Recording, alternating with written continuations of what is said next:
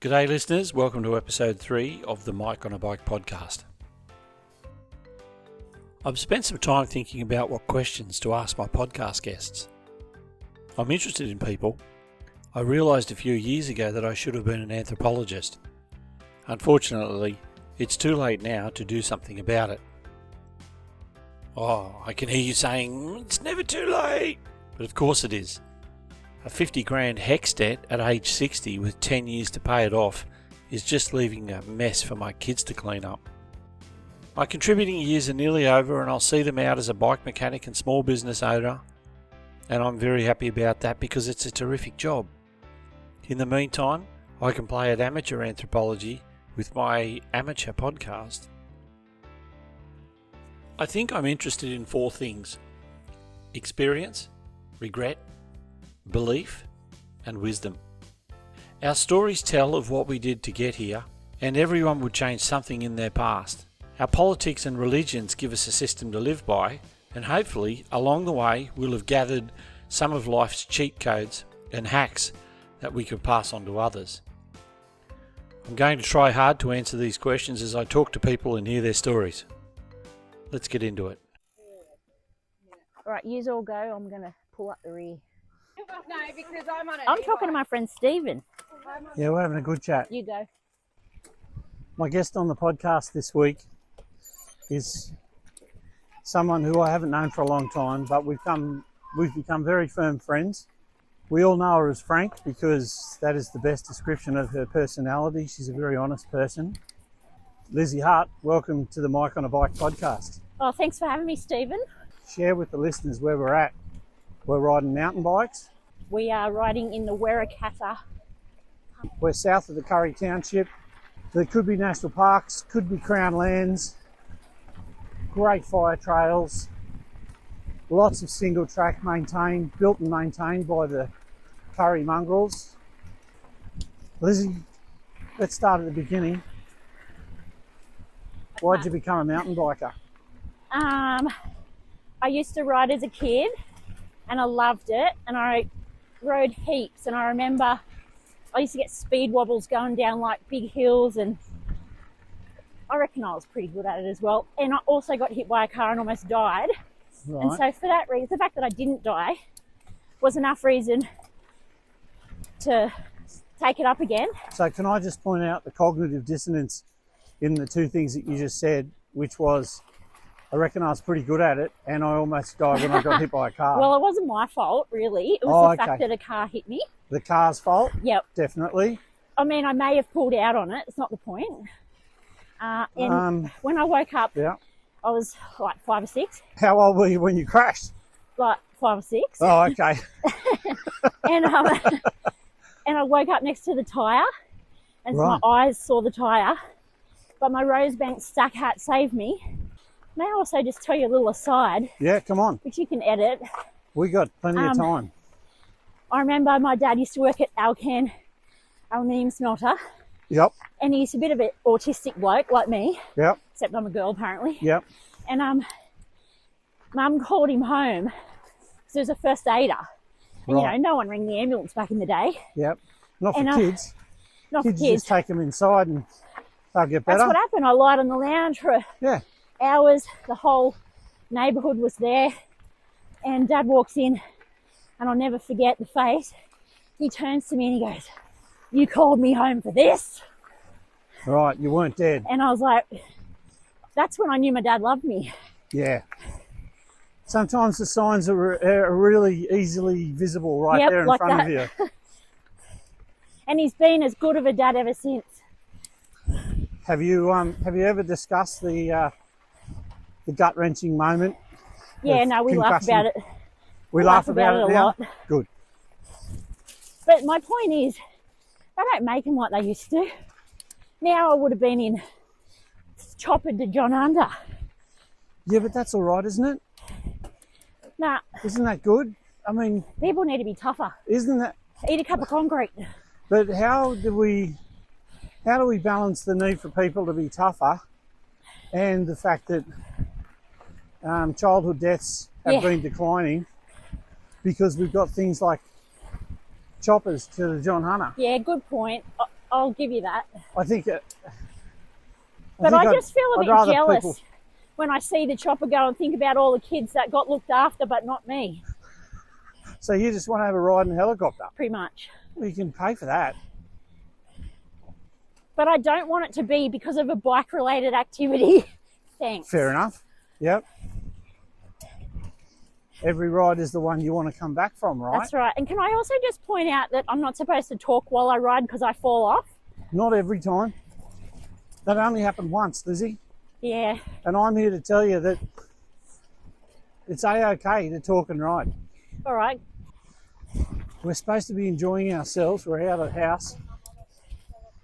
And if that enjoyment comes at the risk of being ruined because of a no talking policy, Yeah, you're right. I think live your life. Live every day. That's what I reckon. Point. I'm right? Yep. I should be You're Dr. always Crash, right. You should be. the MTB psychologist. I need to tell you about why I started riding. When I bought a bike about 10 years ago, and I laugh at myself. I went in, I run a mountain bike, but I can't spend more than $500. And you know, you must just fucking lose it and roll your eyes. Like, A, it's not really possible, and B, it's going to be a piece of shit. I ended up spending $6.99. Yeah, there it is. Which I felt was so much. Yeah. You know, and $700. You're kidding me. Yeah, you've got to be joking. And then, you know, obviously time passed and I learnt from that waste of money. But did you get your $700 worth out of that bike? Nah, didn't even ride it. No. You know, you get a bloke that'll come in, bloke in his 50s, and he'll say, I want to buy a bike for some fitness. I talk to them about dollars per kilometre. That if they buy a cheap shit bike, it'll cost them $3 a kilometre because they'll only ride it 4 times and do a total of 30 Ks on it. Yeah. But the problem is that a customer just thinks you're trying to upsell them because they don't yet get, because they aren't in the bike world, how much a $5,000 carbon bike will change your riding life. You can't ever tell that to that person because they just won't get it. No, they won't get it. Here's where honesty becomes the only thing you can sell, right? Yep. After my near-death experience as a child and riding bikes, Right, yep, I guess there was a time where as a youngster I must have given up on bikes. right. Like, I can't remember. And then the older I got, I started playing soccer and softball and baseball. And then boys came along and grog. So, you know, and hangovers, and sport and shit became less important until I started to get chronic pain in my early 30s. And then I started like doing a bit of running in the gym, and I just could never find a sport that didn't hurt me. Right. And so I bought a bike in like 2016 or something. How much did you spend on your first That was bike? my $700 bike. $700 bike, which I thought was the most expensive thing on earth. Yep. And Do you remember what it was? I feel like it was a mongoose. It was like electric purple and pink. Okay. It was an absolute bucket of shit. Yeah. So I never rode it because it was Right. uncomfortable. And then the pandemic hit. We moved to Adamstown to rent while we were building. And guess where Adamstown's right near? Fernley and Glenrock. Right. Ben had already been a mountain biker in his past. And so that began the process of me starting to learn to ride and upgrading multiple times with my bikes to where I'm at now. And this bike you're riding now? Oh, this is a Kenyan Lux Trail. Right. CF6 dual suspension carbon XC bike. Right. And I absolutely adore it. Does And it it's have a name? changed. Crusty bitch. Crusty bitch. Is that what you call it on Strava? Yeah.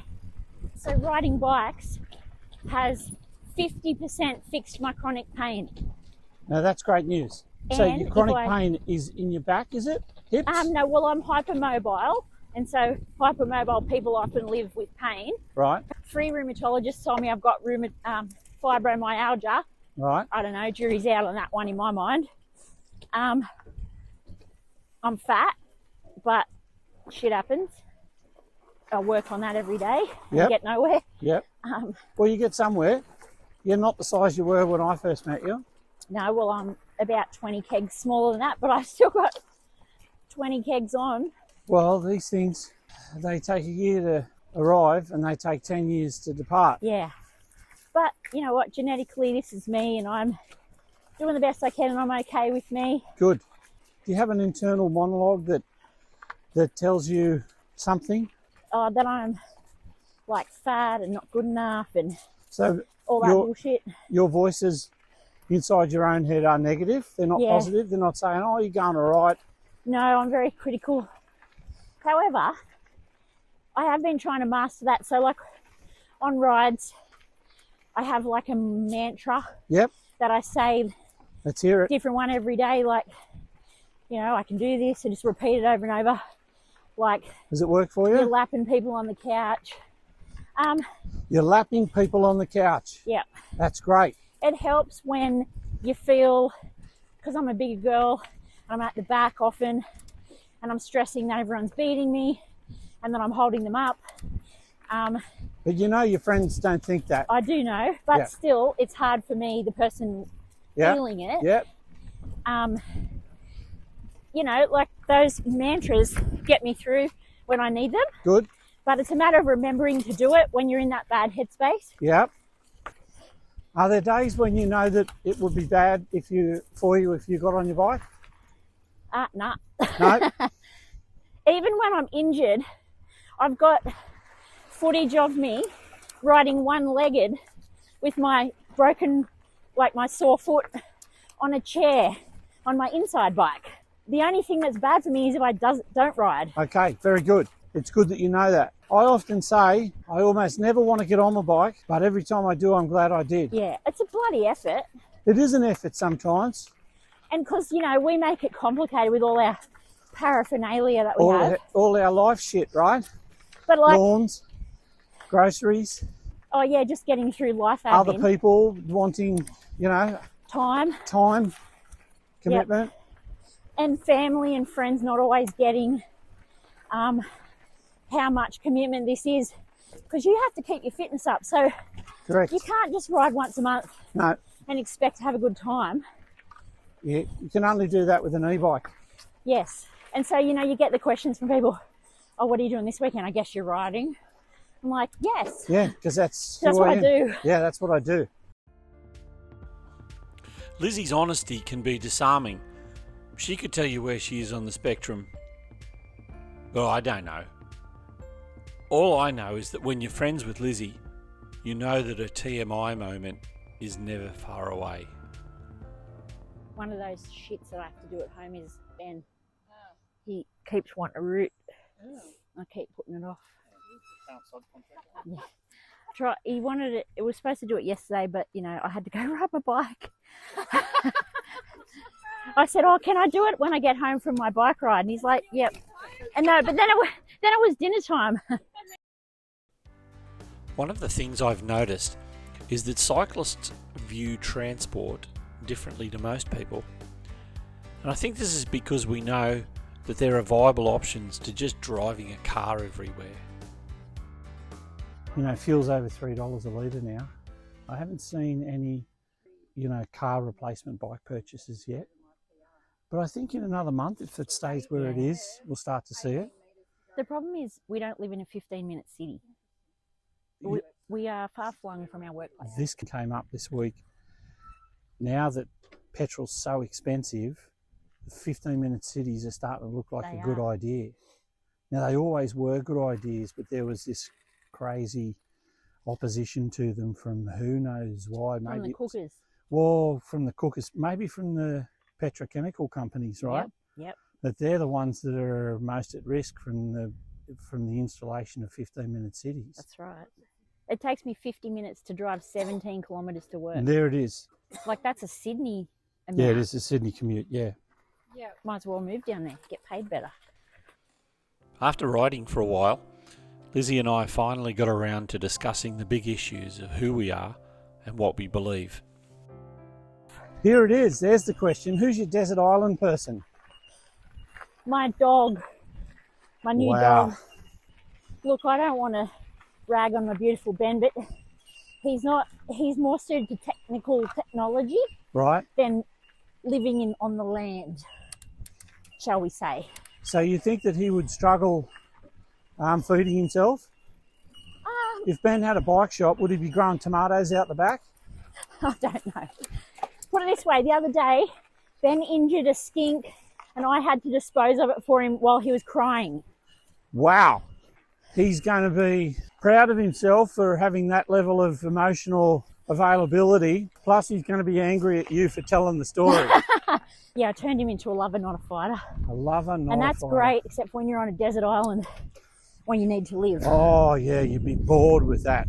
My pop was a prisoner of war in Changi and geez. worked on the Burma-Siam Railway. Wow. And in the camp, they had a little dog, probably a bit like Mole. Yeah. And that dog lived for a fair bit until everyone got hungry enough Yeah. and decided that he had to go. Well, it was the dog or it was one of the other Yeah, so inmates, right?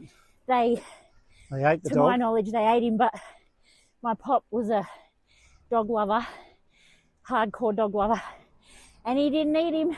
Yeah, right. He maintained. Yeah.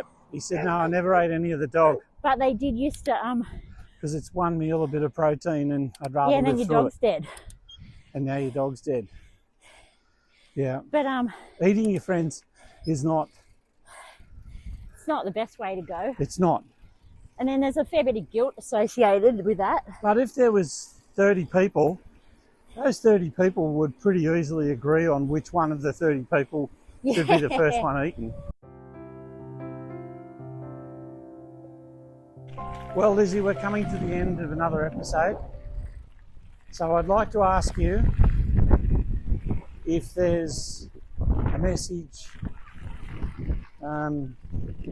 motto, a thing that works for you, a message for yourself when you listen to this in however many years' time.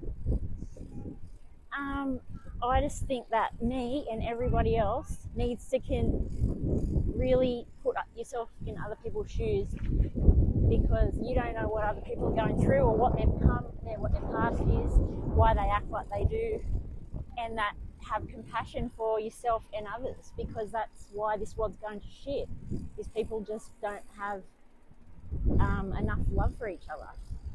Okay. In their families, in their workplaces, in their friend groups, in their homes, everywhere. Thanks very much, Lizzie. It's been wonderful talking to you. Steve. Lizzie, thanks very much for being part of the Steve. Mike on a Bike podcast. It was great. Thank you.